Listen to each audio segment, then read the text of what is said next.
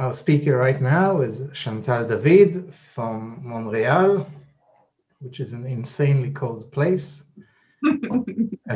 And she will tell us about one-level density for cubic L functions. Go ahead, Chantal. Thank you very much. Thanks, Zed. And I'd like to thank the organizer and, of course, happy birthday, Baloo. That's actually my second Baloo stream. The first one was, and a lot of people here were there, 5 years ago in Chennai, which was very nice to be there. It's nice that we have an occasion to meet on Zoom, but I guess I'm going to wish in 5 years in Chennai, not on Zoom, for the next one. So the work I'm going to talk is joint work with Ahmet Guloglu. So one-level density for cubic Dirichlet L function. So the one-level density is done for a family of L function, and this talk is going to be Dirichlet L function. Well, cubic L function, but I'll give example with quadratic L function. The one-level density measure the densities of the zeros on the critical line, s equal 1/2 plus it, the low-lying zero around s equal 1/2. So following the word of Montgomery and then Katz-Sarnak, we believe that statistics on the zeros of L function would match the statistics on the eigenvalue of random matrices in certain symmetry groups determined by the family of L function. So unitary, symplectic, or orthogonal. So the one-level density being one of those statistics, this is what it's believed to match the statistics of eigenvalue of random matrices. So to state that more precisely, let me define things properly. So W and phi will be even Schwartz function. F is a family of L function attached to Dirichlet character ordered by the conductor, denoted by C chi of the character. And we consider the count of characters or family in the L function and the smooth count. So that's going to be the summation over the character in your family of W of the norm of the conductor divided by X, which is the smooth count of the number of L function of character with conductor up to X. So I wrote the norm because I'm going to work over Q adjoint the third root of unity, so it's going to be the norm. So if you fix an L function, for the one-level density, I need the sum over the low-lying zero, with phi is a Schwartz function, it decays very fast, and you normalize them properly. So if the conductor is about X, you normalize the imaginary part of the zero by multiplying by log X. So the count over the low-lying zero would be the count over the 0, 1/2 plus I gamma, such that L rho chi is 0, phi of gamma log X divided by 2 pi.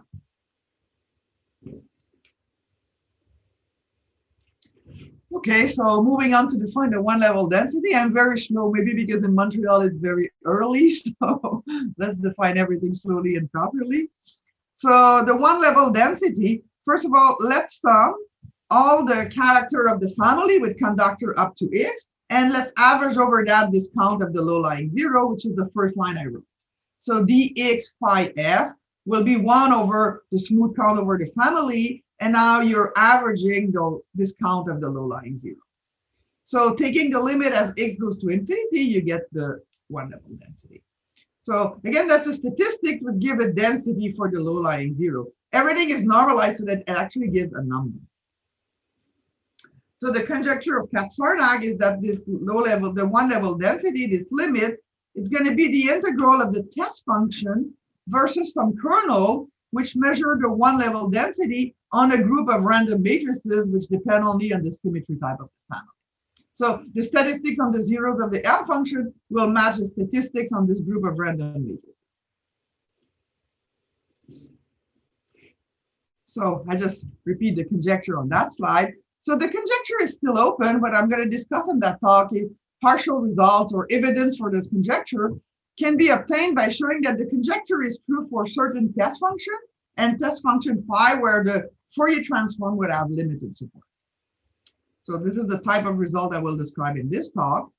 And I want to talk about cubic character, but let me first state the result for quadratic character and compare them. So the result for quadratic character is due to Oslook and Schneider. So F2 will be the family of Dirichlet L function attached to primitive quadratic character. So those would be the Kronecker symbol AN. I'm going to take N odd and square free. So in that case, they got the conjecture is true for phi such that phi at is supported in minus 2, 2. And this is the result of the GRH. So assume GRH for all the L function in the family, then the one level density, this limit, is indeed given as the conjecture of Katz-Sarnak by the integral of the test function versus this kernel, which measures the one level density for symplectic matrices. Because the family of quadratic character you can see as symplectic symmetry. And of course, the right-hand side can now be computed explicitly because we know what is the kernel of the one level density for symplectic matrices. And you can compute that and it's going to get phi at 0 minus 1/2 of this integral. So it would be, this, of course, this integral would be different if you change the kernel. For unitary matrices, for symplectic matrices, it would be different. Okay, so this is the result for the test function supported in minus 2, 2. So one application of that is that if we know the one level density and the support of the Fourier transform is large enough, we can show that there's a positive proportion of L function in the family which do not vanish at the central critical point. Okay, you're looking at the low-lying zero, so it makes sense that using those results, you can say the result for the vanishing at the point 0. And in the case of, it's conjecture by Chantal that L1 half chi should be non-zero for all L function attached to Dirichlet character.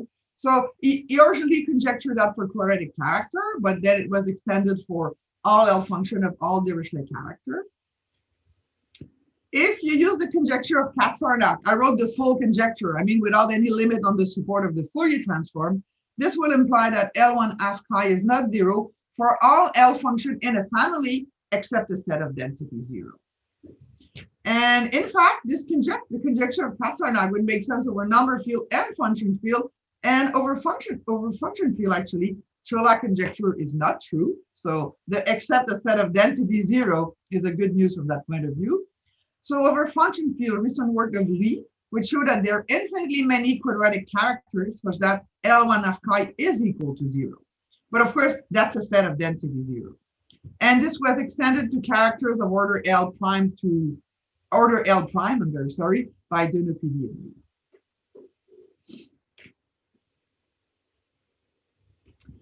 So what's the corollary of the theorem of Guloglu-Schneider? So there's a support of minus 2, 2. So what's happened is there's a formula from the one level density, an easy computation you can make. So given a support in minus VV, there's a little formula which gives you the proportion of non-vanishing. So for the family of quadratic character, and again, this is a result of the GRH, the fact that you have support in minus 2, 2 gives you non-vanishing in 15. So for a proportion of 15 over 16 of the L function in the family. And I wrote the little formula that 1 minus 1/2, 1 over 2v squared. If you put v equal 2 in that, you'll get 15 over 16.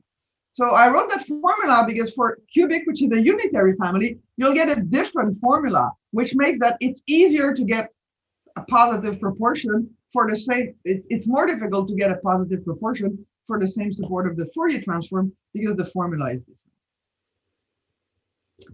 So I'm not going to talk more about that, but I should mention the result that the result of Guloglu and Schneider is unconditional. It's conditional on the GRH, Unconditionally, Sandar-Arajan proved that L1 half chi is not 0 for 7/8 of the quadratic L function by a different technique by computing the first two modified moment over the family, which is, related to what Kaisa was explaining in her talk. So if you can compute the first two moments and you need the modified moment, you'll get result on the one level density.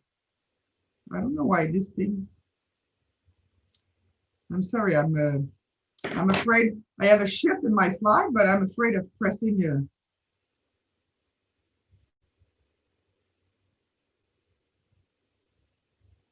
a button. I'm sorry about that. Okay, so the result I want to present in that talk, the work that I did recently with Ahmet, is improving the support of the Fourier transform for the one level density for a family of cubic character. I would explain in the next slide that -1, is kind of the GRH trivial range. So the game here is to beat -1. For quadratic character, it was beaten to -2, 2. Here we can get -13 over 11, 13 over 11. So that's the result. If you take a test function such that the Fourier transform is supported in minus 13 over 11, 13 over 11. And now we take a cubic family. So when you take a cubic family, well, you have to say which family we mean. And the family I call F3 prime, you're going to see later why I call it like that, is the family of cubic residue symbol chi n of A, which is the cubic residue A over n, where I take n and z omega square free and co-prime to free. So it looks very much like the family of quadratic character, which were the Kronecker symbol A over n, where n was square free. Now you're over the Eisenstein integer. So assume the GRH for the L function in the family, then the one level density, according to the conjecture of Katz-Sarnak, for those special test function is indeed given by the integral of your test function versus some kernel, and then the kernel is the kernel for the one level density of unitary matrices. So first of all, the one level density is different. If you remember for symplectic matrices, which was quadratic character, it was not phi out of 0. There was another term.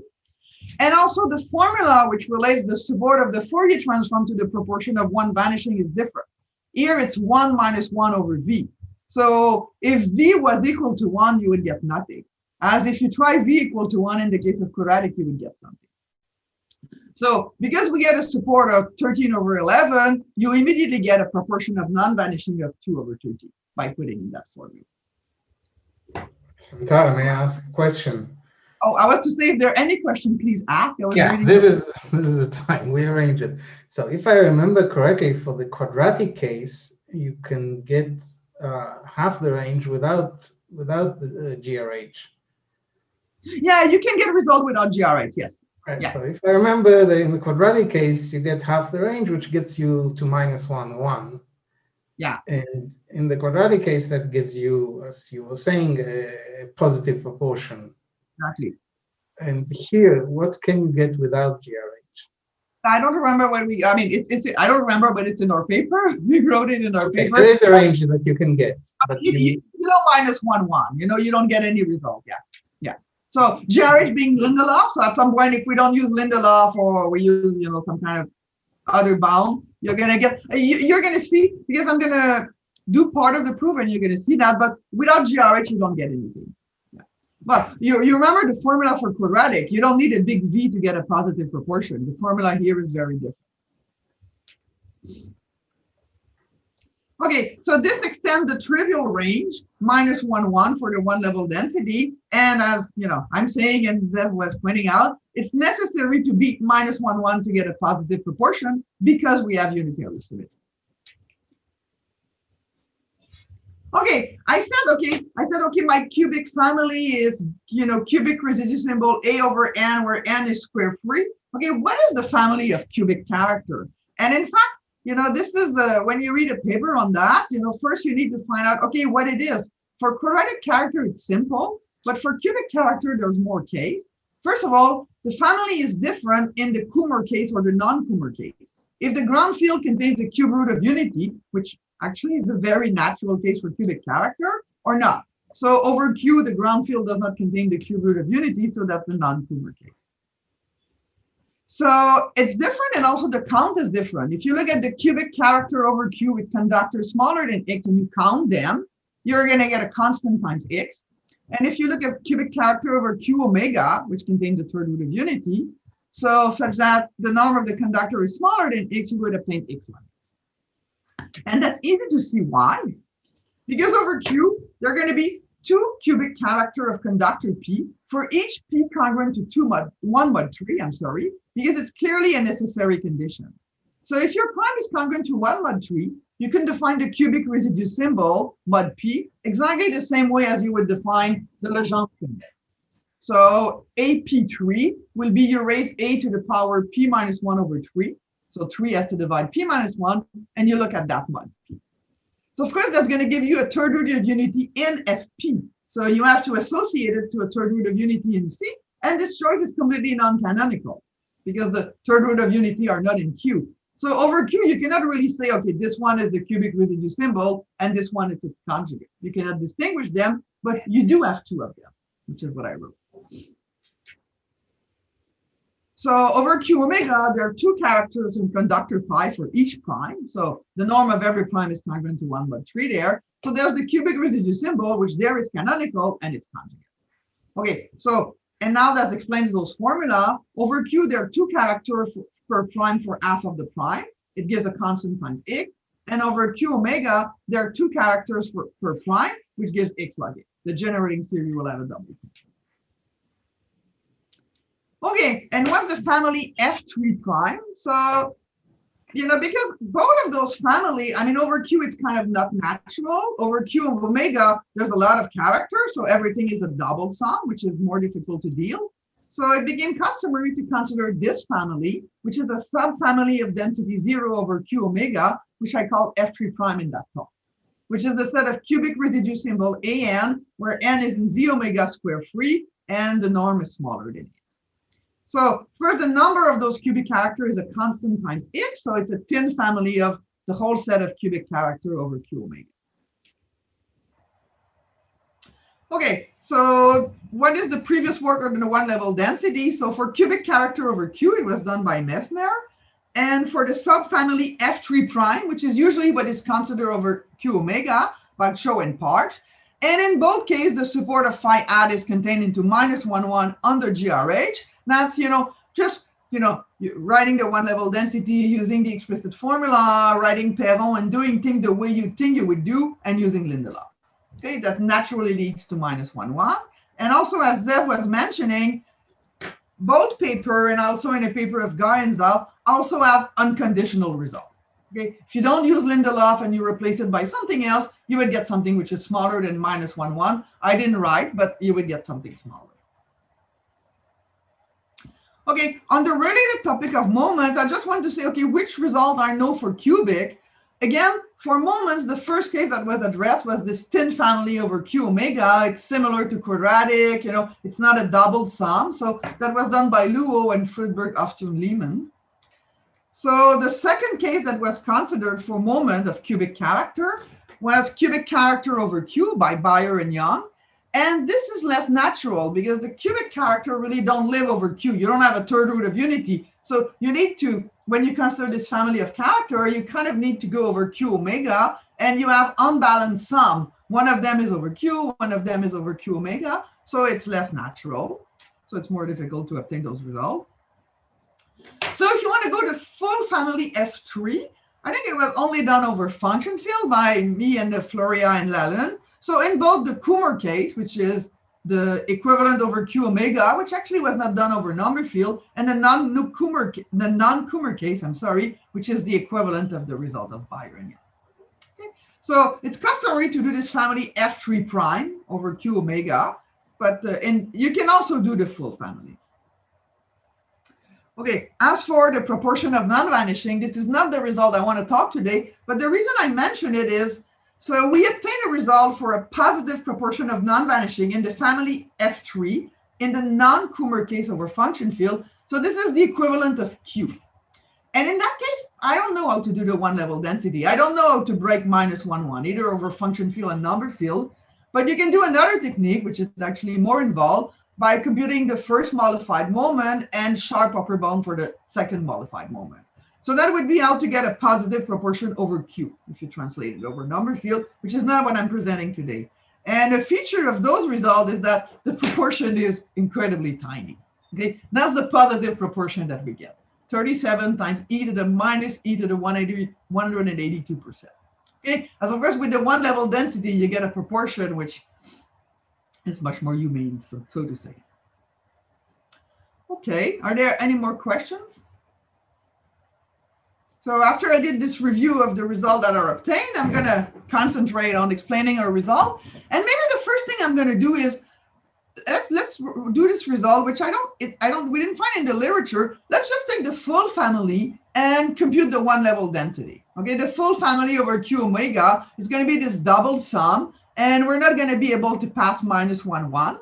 So, but let's explain how we do that, and then I will explain how do we improve if we consider the tin family F3 prime. So let's take the full family of cubic character over Q omega. I don't know why there's always a bracket, so it should be a parenthesis. Just annoys me to see that now.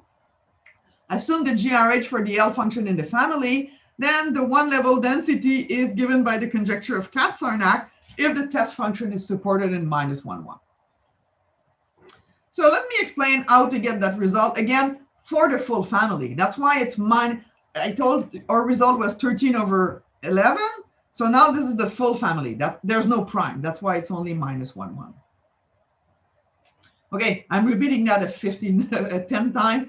You cannot get any positive proportion in the full family because the support needs to be larger than -1, 1. I'm sorry, Chantal. So I mean, since this is appearing a few times now, I would like to ask. So you mentioned about breaking this support being only in between -1, 1. So does it mean that if this phi, the Fourier transform of phi is supported in a larger range, then you can actually get a better proportion? No. It means if the support is in a better range, the error term is bigger than the main term somehow. So we don't get anything. I'm gonna explain it actually because I'm gonna go through. There's gonna be a bit of analytic number theory 101. For me it's very early in the morning. That's my excuse. So you're gonna see that. Sorry. Yeah, thank you. Okay, so let's try to explain this theorem and then move on. How can we improve for our family? So okay, so I'm over Q omega, so I have to take EKL function. So let me take. Let's say you have a primitive Eke character of conductor C over Z omega, and this is the L function, the sum over chi A over norm of A over the ideal, or it can be factored as a product over the prime ideal. And then for those functions, the completed L function, lambda of S chi, where you have, the conductor to the power S over 2, you have the gamma factor in the L function, it satisfies a functional equation.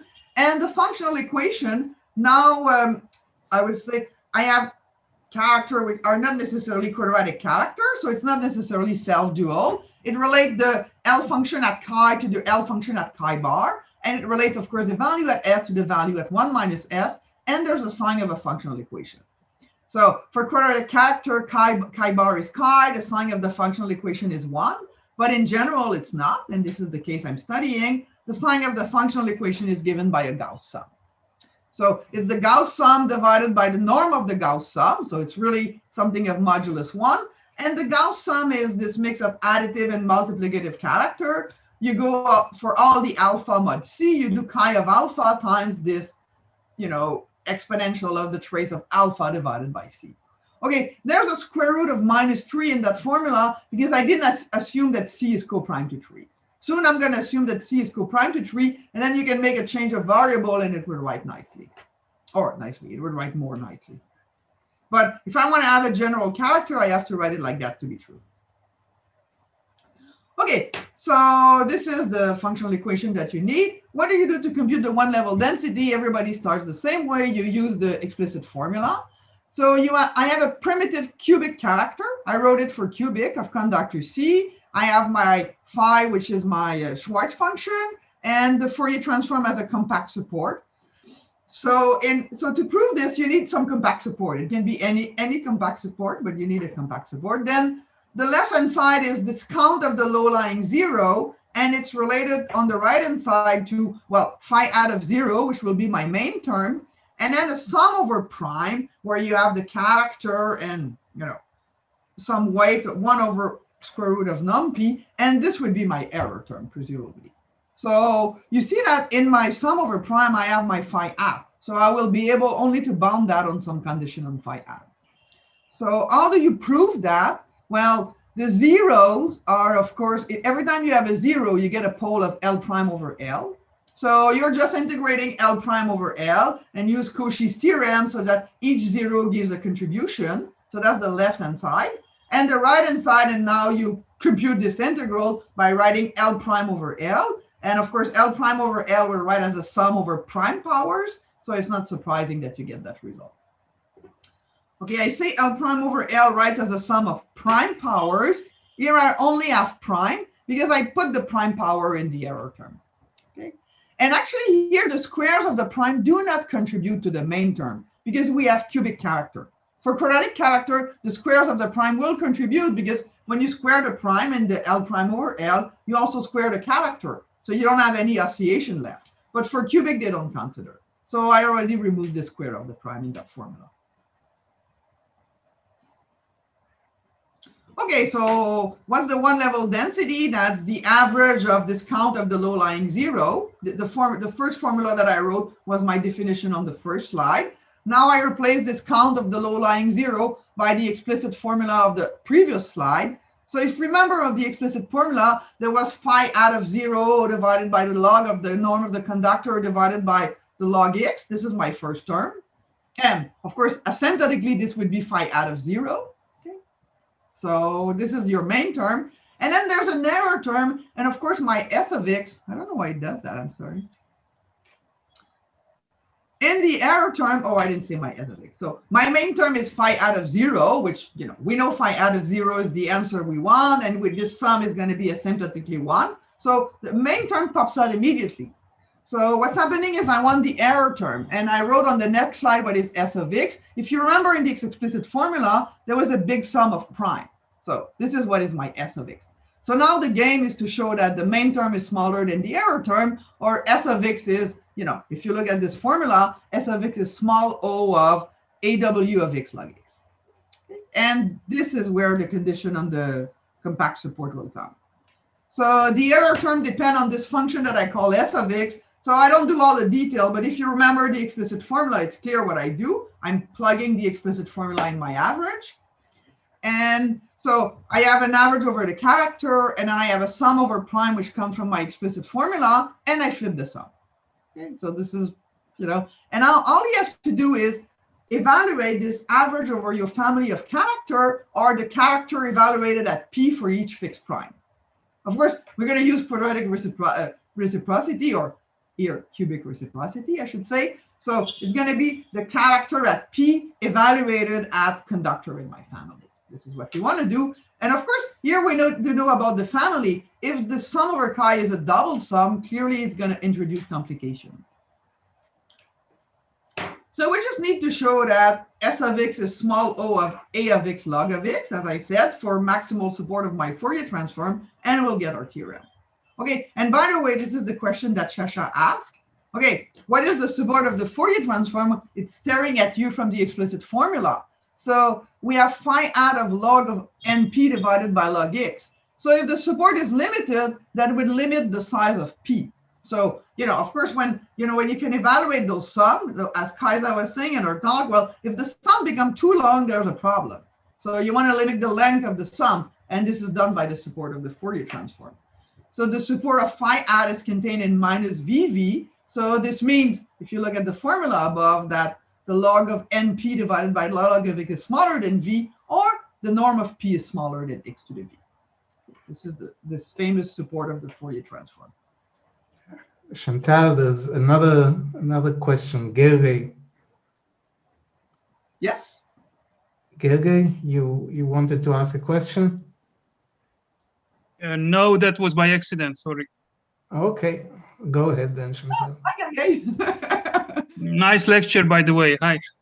Wait at the end to say that. You're going to jinx me. Okay. So we want to estimate this blue sum. Okay, I'll continue to say the blue sum. That's the sum over the family. So everything I said before is completely formal. Take known formula, plug thing in that. And now at some point we have to do something. So let's try to do something. Let's try to evaluate that sum. Okay, again, analytic number theory 101, or we evaluate that, use Mellin or Perron. So I wrote, I want to evaluate that sum. So I'm going to integrate the generating series in this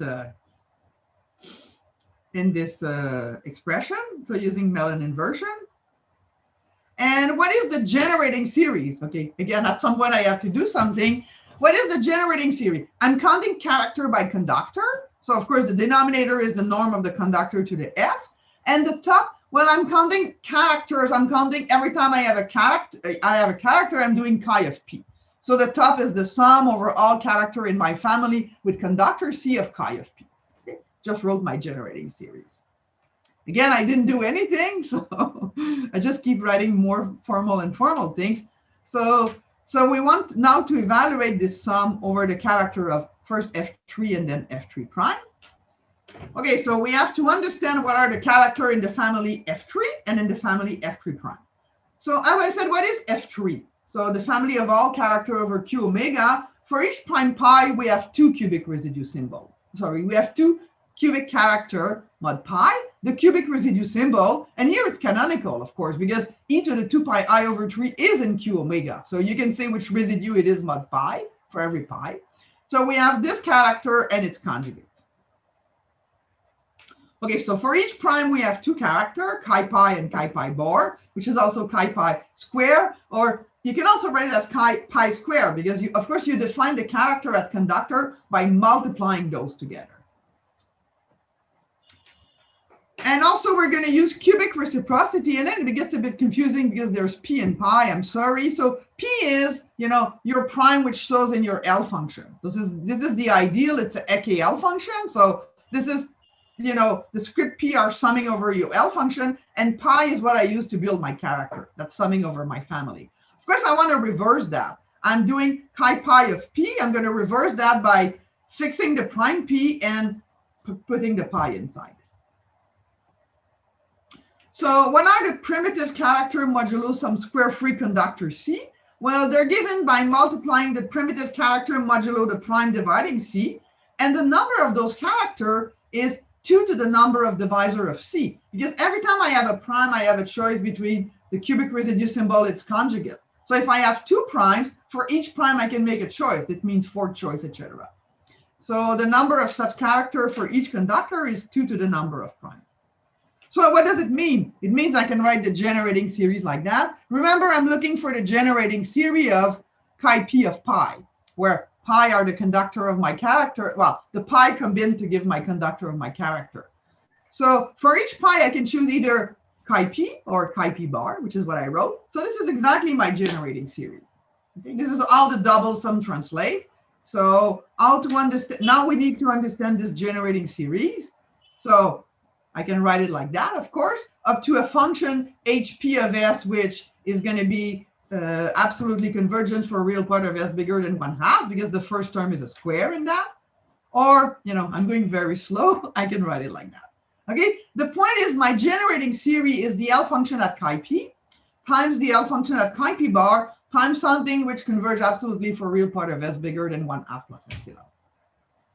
Okay, so now I know everything and I can find a one-level density. Of course, the L function at the character chi p and chi p bar have analytic continuation to the complex plane, and my function fp and hp, as I said, converge absolutely for a real part of s bigger than 1/2. So back to the Mellon transform. So I want to evaluate the blue sum, which is the sum over character. I wrote it as this Mellon transform, and now I'm going to move the integral to 1/2 plus epsilon. The function fp converges absolutely and uniformly. I don't need to know anything about that. Of course, ls chi p and ls chi p bar converge, but their size depend on p. And this is where you can either use some bound, some subconvexity bound to know their size, or use the Lindelof hypothesis. So Zev was talking about, if I want to do non-GRH bound, this is here, I will do it. And one thing that you would notice is, now I'm doing the Riemann hypothesis. So I move to 1/2 plus epsilon and I use Lindelof. So here I have 2 L functions. So when I use Lindelof, it's going to be np to the epsilon times np to the epsilon, which does not change size. But if you don't use the Riemann hypothesis, you have 2 L function. So it's going to get big fast. So for this family where you have a double sum, the results are really not going to be good. But for Lindelof, well, you can have 2 in a row, it doesn't matter. And then I just finish the argument. This computer doesn't like me. So I just finished the argument. So x to the 1/2 plus epsilon is because I moved the integral. You see x to the s. S is now 1/2 plus epsilon. And p to the 2 epsilon, this is the Lindelof hypothesis. And outside my sum over character, I add a sum over prime. Okay? So now I just evaluate that and I get that the error term is x to the 1/2 plus v over 2, v being the support of my Fourier transform, because as I said, this is what's going to tell me the length of my sum over prime. And you have to beat x.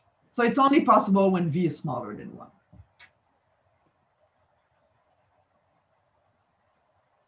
Okay, and if I took the family F3 prime, by the way, I would do exactly the same argument. And if I use Lindelof, I would get exactly the same thing. I don't have a double sum. I would have only one L function, but I would get the same thing for the trivial argument. But now we want to improve that.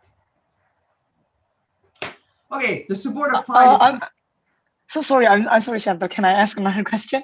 So, did I miss the place where you used GRH here? Because I mean, on this page we only needed Lindelof hypothesis. Oh, yeah. I said GRH, but I mean Lindelof. Yeah. Okay. Yeah. So Lindelof is enough. Thank you. I use GRH to say Lindelof is true. Yeah. Okay. I got it. Thank you. Okay, the support of phi add is too small to get any result in that case. So, by the way, here I put this parenthesis to say, okay, you know, you're in over the full family. What could we do? Is there any other way? Yeah, if you know, okay, I cannot improve -1 It doesn't mean that anybody else cannot do it, but it's not in the literature. So what else could you do? You could, of course, compute the moment.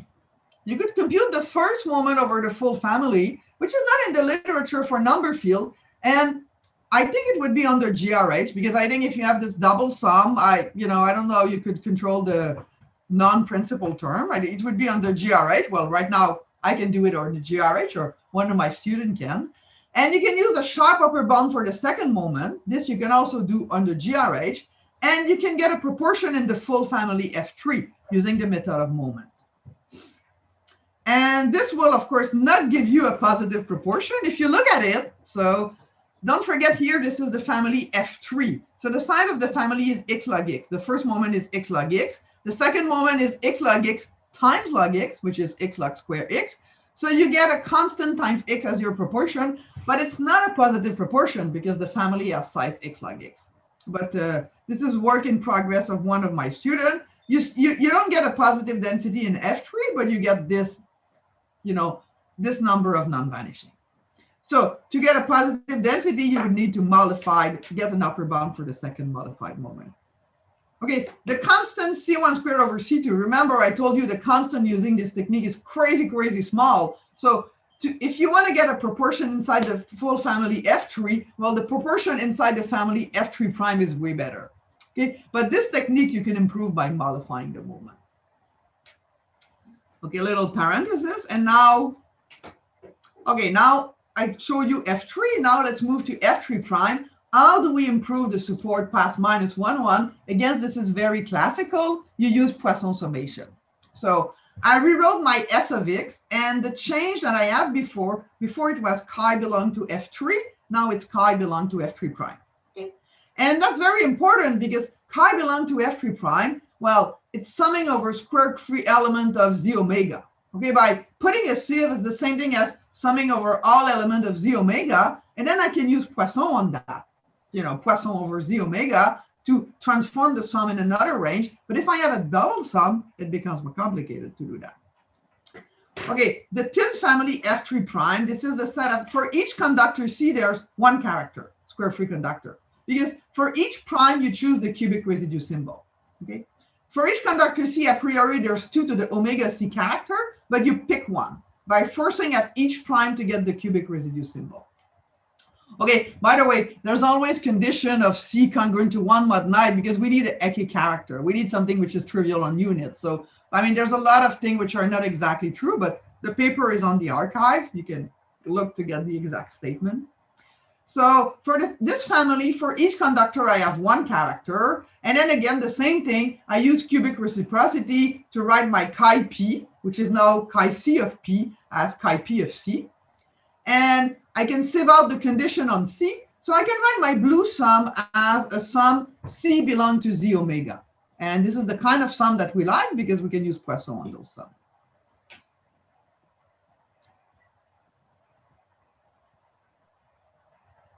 Okay, if I do the F3 sum, that would be, of course, I'm repeating the same thing, that would be a double sum over C1, C2, and Z omega.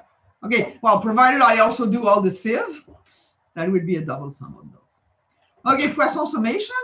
The Poisson summation for here, it's a primitive character. Yeah, Poisson summation over Z omega. This is from a paper of Heath-Brown in 2000, where he was looking at the average of cubic Gauss sum at prime argument. So on the left-hand side is the sum that I have. I'm summing over all C in my family, chi of C. You know, C is my family of character, but I use cubic reciprocity. That's why now the C is inside. And that's just the sum over Z omega. So using Poisson, I can rewrite it as another sum over Z omega, where the difference is, okay, chi is replaced by chi bar. That's, you know, that's not a big difference. There's a change of scale, because before norm of C was smaller than X. And if you look on the right-hand side, the norm of M is smaller than the norm of F over X, if you look inside W at. And also, it's X divided by the Gauss sum. So we're going to have to use the Gauss sum. When we're going to sum that over the prime, it's going to be average of cubic Gauss sum. Okay. In our case, chi is our character chi p, and we have to do a sum over p. Okay, so in that formula, yeah, well, omega t is the two-dimensional Fourier transform of your test function. It has the same property. This omega at of this square root, you can think of it as the norm of m is smaller than the norm of f over x. That's basically what it tells you. And g of chi is again the Gauss sum that we had before. Okay. So we use Poisson. And now the sum over n, which is the sum over your family of character, you write with Poisson. And then outside there's a sum over p, and we're flipping the sum. And now I'm ignoring a lot of details, and I'm just concentrating on, after flipping the sum, what do I have to estimate? So I have chi pi of n bar. This is the character coming from Poisson. And now, a bit perversely, now I wrote p as the ideal generated by pi. So now my pi index my sum over prime, over the prime ideals. Okay, so I have this character at my prime p. I have the Gauss sum, and I wrote the Gauss sum a bit differently because I'm staying away from 3. So I can write my Gauss sum a bit simple by making a change of variable and getting rid of the square root of -3. Okay, and I have, there's some normalization. You evaluate that, and then you have to do a couple of partial summation. So I put norm of pi to the 1/2 in the denominator because that's natural. That's the size of the Gauss sum. There's a lambda of pi, which is just a character of absolutely bounded modulus, because there's a lot of things which are congruent to 1 mod 9 and 1 mod 3. So you need to sieve for that. So that's what the lambda of pi is. So at the end, we have to evaluate those sum where I have the character chi pi, I have a Gauss sum, I have some character lambda, which really is there, but it's not important. It's going to pass happily through every estimate, and it's happily bounded. And I rewrote my Gauss sum in a better way, so they're cleaner. The Gauss sum, or the G1 chi, this is the sum over all alpha mod pi, while you evaluate the character and you multiply by the exponential. And the shifted Gauss sum is the one where you shift the exponential. So G1n is the Gauss sum as before, with a slight change of variable. Gn pi is in the exponential, it's not the trace of alpha over n, it's the trace of n alpha over pi. And what happens is the shifted Gauss sum, when n and pi are coprime, is the character times the Gauss sum. It's very easy, that's a simple change of variable. Okay, so this is at the end of the day, when you do that, what you want to estimate, so you need a good estimate for that. Okay, so what do we expect as estimates for that? There's a lot of estimates on Gauss sum. So the first estimate, notice that my average of Gauss sum, it's over prime. So it's not a sum over all f, but I'm starting with that. What about this one? Just go over all f and z omega, f congruent to 1 mod 3, the norm of f is smaller than x, and you have your Gauss sum, whose an absolute value as size norm of f to the 1/2. But of course, the sign of those Gauss sum is not constant. So what is this sum? This is in a 78 paper of Patterson based on the work of Kubota. And there's a lot of cancellation here. The sign of the Gauss sum oscillate. And actually, you get that this sum is x to the 5/6. The trivial bound being x. Okay. So we want to catch some of this oscillation by summing over prime. So what's the proof of that?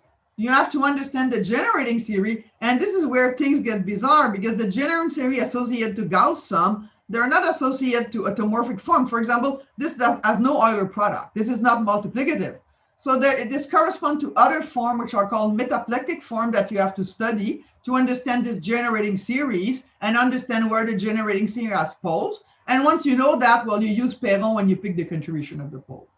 So there's a pole at 4/3, and 4/3 minus 1/2 is 5/6, and that's the 5/6 on the top. Yeah, because I divide by norm of S to the 1/2. Okay, now what about a prime argument? Again, there's another result in the literature. There's a first result of Heath-Brown and Patterson, which gives a bound at prime argument, and a second result, which is we use a lot in this work, of Heath-Brown in 2000, which says that if you go now at prime argument, g of pi divided by norm of pi to the 1/2, you're going to get also x to the 5/6 plus epsilon. Okay, the difference is you're running over prime argument here. And actually, there's still, I said a word about the proof. So you have to, again, those are not multiplicative. So how do you go from the full sum to the sum over prime? You use Von's identity to decompose the sum over type 1 and type 2 sum. That's the proof of Patterson and Heath-Brown, refined by Heath-Brown. And then you bound those type 1 and type 2 sum using the work of Patterson for the type 1 and mean value estimate and the cubic large sieve developed by Heath-Brown for the type 2. And there's still an open conjecture if you want to work on that. So, okay, this is bounded by x to the 5/6 plus epsilon, but the conjecture is that when you run over prime argument, this should be x to the 5/6 over log x with an explicit constant. So this result of Heath-Brown just falls short of proving the conjecture. Okay, so this is basically the core of our paper, and I'm not going to go into that. So we have to evaluate this sum in our case, which is not Gauss sum, but some kind of shifted Gauss sum because we have a character. So this is what we prove in our paper. You go to sum for pi congruent to 1/3 norm of pi smaller than x, this average of Gauss sum that I said that we have. And the equality on the first line is just a rewriting.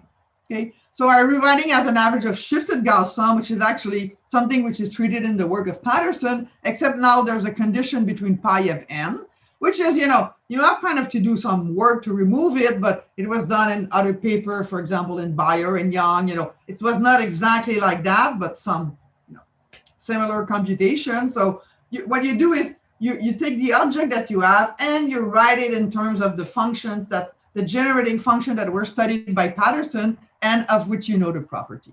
And you remember the result of Heath-Brown and Patterson was x to the 5/6, and the result that we get here is that.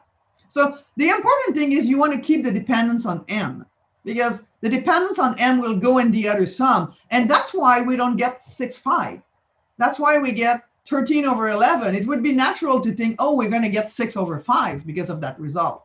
But of course, you have to keep the dependence on m, which is which is the sum over your character. You have, after Perron, you got a sum over m, and you have to keep this dependence in the next sum, and that's why it's going to give you the 13/11.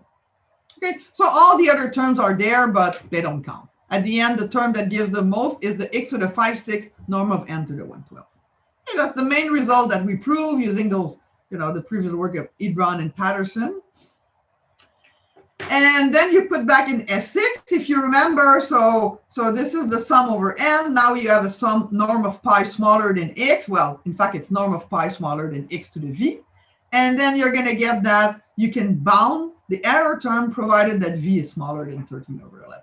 Okay, the v will come because after you do this estimate, now you have to sum, and the length is norm of pi is smaller than x to the v.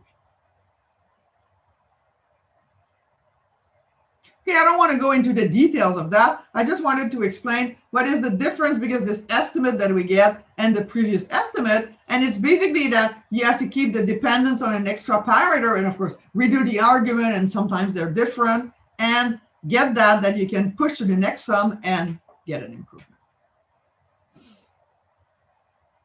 Okay, that's all I wanted to say. Oh, I'm sorry. I don't know why there's this scribble on my that's all I wanted to say, but this is how you show the result. So you can compare. So this is the one for the family F3 prime, where you get minus 13/11, and this gives you, as I said, a proportion of non-vanishing, which is 2/13.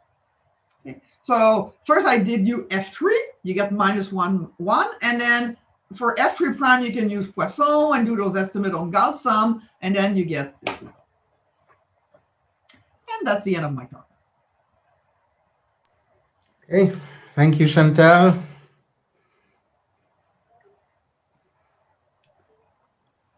If there are any questions, comments, this is a good time to ask them.